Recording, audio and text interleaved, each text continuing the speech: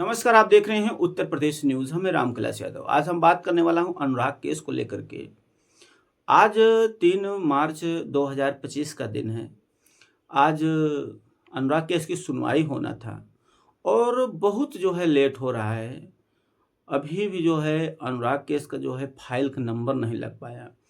ऐसा बताया जा रहे थे फाइल 28 लोगों का फाइल देखने के बाद अभी-अभी हमने प्रधान जी से बात किया, तो प्रधान जी का कहना था कि अभी 28 फाइल लग के बाद जो होगा, जैसे दू एक फाइल होता है, दूसरी फाइल होता है। एक फाइल में अब कितने लोग हैं, उस पर निर्भर होता है।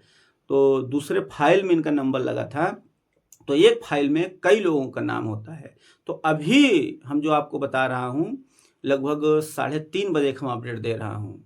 तो साढ़े 3 बजे के बाद से जो अपडेट हम आपको दे रहा हूँ, अभी हाल में 28 लोग का बाकी है। 28 लोग का फाइल देखने के बाद फिर दूसरा नंबर आएगा अनुराग के फाइल का। फिर जो है अनुराग के फाइल की सुनवाई होगी।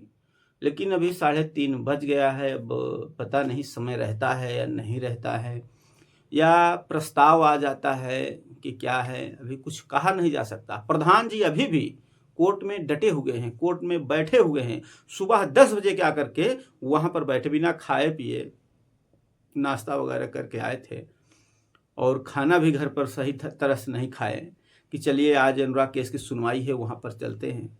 तो आज सुबह से 10 बजे से आकर अभी साढ़े 3 बज गए हैं, अभी वहीं पर बैठे हुए हैं। अभी इसका कोई जो है समझ में नहीं आ रहा है। 28 लोगों को देखने के बाद फिर अनुराग केस की फाइल का नंबर लगेगा।